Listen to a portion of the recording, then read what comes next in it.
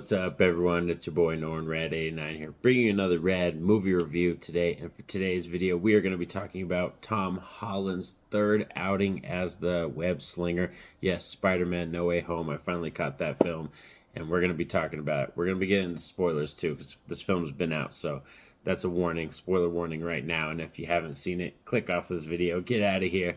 If you have, stay tuned to the channel so you can find out my thoughts in depth of what I did enjoy and what I did dislike about this film.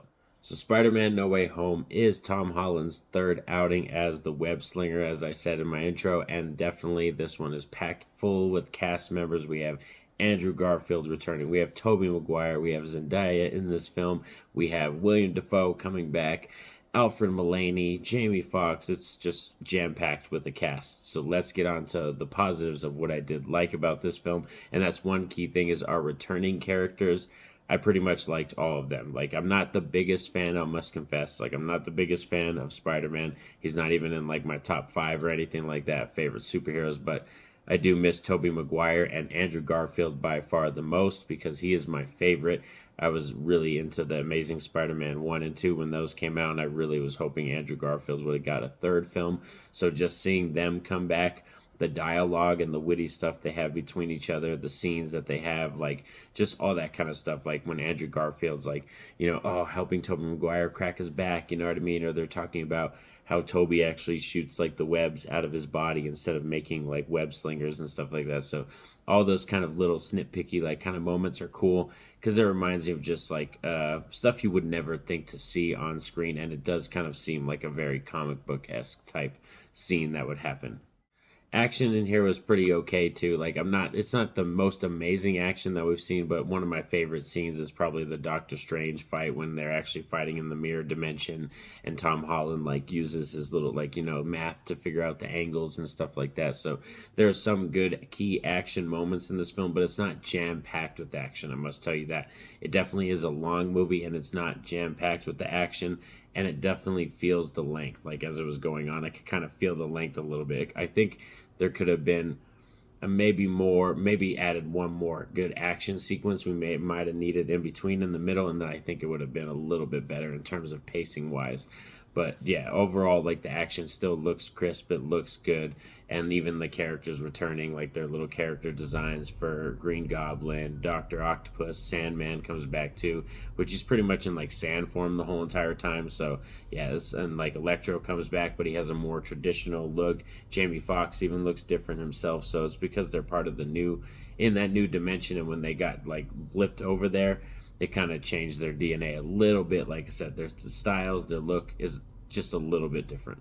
And we have to, of course, spoilers, we already said that in the beginning, talk about Marissa Tomei as Aunt May. Sadly, we did lose her in this film. That emotional moment, I think it's pretty good because that's probably my favorite scene or favorite thing about Tom Holland's Spider-Man so far is like that scene with him and Marissa Tomei and Aunt May. Like just that scene in general, and he's holding her and like she passes away, like that is probably the best I've seen Tom Holland act in the Spider-Man films, because I'm not the hugest fan of him, like for real. Far From Home and the other one, Homecoming, are pretty low on my Spider-Man ranking list. I don't really enjoy those films, but this one I think definitely is his best outing as Spider-Man, but I still think he's not the best part of this movie. So like I said, it's just, that's what sucks about these new Spider-Man films, is for me, I can't really grab onto them or get attached to them because Tom Holland's my least favorite of the Spider-Men, and like he bothers me a lot. Even the story in this one, it kind of so let's like actually get into some of the mixed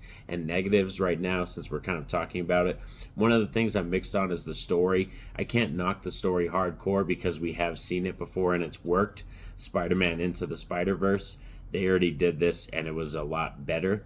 So it's like you can't really knock it because the story concept is amazing. I just think the execution in No Way Home was nowhere near what we saw Into the Spider-Verse. That was a much better version and execution of this concept of story of the multiverse and bringing in other Spider-Man and multiple villains and stuff like that. So that's what one thing, like I said, it's kind of a mixed thing because I enjoy the concept, but I just think it's better in another film.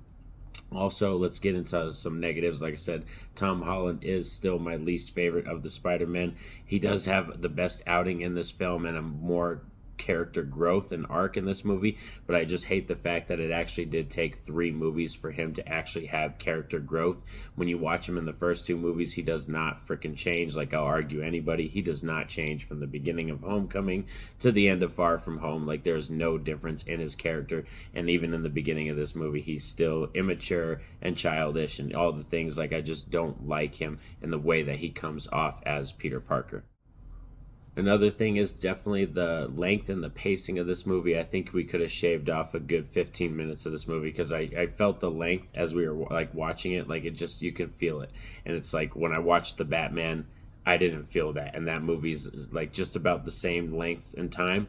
And I didn't feel that one at all. And like, so I could tell for Spider-Man No Way Home, they could have probably took off a good 10-15 minutes and it wouldn't have really bothered me that much. And a lot of the side characters too, I don't enjoy that much. I don't really like this version of Mary Jane or his best friend. I don't like that character either. So that's what kind of like, it sucks, because these new ones, it weighs it down. It's harder for me with these new Marvel attachment Spider-Man films. I really do miss Andrew Garfield and Tobey Maguire. I have a lot better time with those Spider-Man movies than these newer ones and stuff like that. And I actually have a poster right here popping up pretty soon if you want to see. That's my ranking currently for the Spider-Man films. I'm not going to film a video on it, but it's up there right now. You can see that. And if you want to get more in-depth thoughts, you know, hit me up on my social media on Twitter, or comment on this video, and I'll tell you like any more in-depth thoughts if you want to know. But yeah, definitely this film is still a pretty solid film. It's good. Like I said, Tom Holland's best outing as the Spider-Man. But the fact is that for me, another negative with me, I would say, is that all the great things in this movie are all fan service stuff. It's all fanfare and fan service stuff. Like, if it wasn't for William Dafoe and Andrew Garfield and Tobey Maguire and Jamie Foxx and Alfred Molina and all the other returning characters, like, I wouldn't have been into this movie like at all. So that's what I mean. Like, it's all the fan service kind of stuff that is the best part of this movie. And like I said, Tom Holland for me is still the least interesting thing in his own movie, and that's what kind of bothers me about these Spider-Man films. But let me know in the comments section what you thought of this film, Spider-Man No Way Home. Is this a banger? Did you enjoy this one? Were you kind of mediocre in the middle, or did you not enjoy this film? I would love to hear from all of you, and don't forget to like and subscribe. Stay tuned to the channel, because I'm going to be posting some other videos. I'm actually rewatching the Harry Potter franchise, so I'll probably be popping out my rankings for all those films and stuff like that before we get the Secrets of Dumbledore. So as I said, stay tuned to the channel. Have a safe and happy day, everyone. Peace out.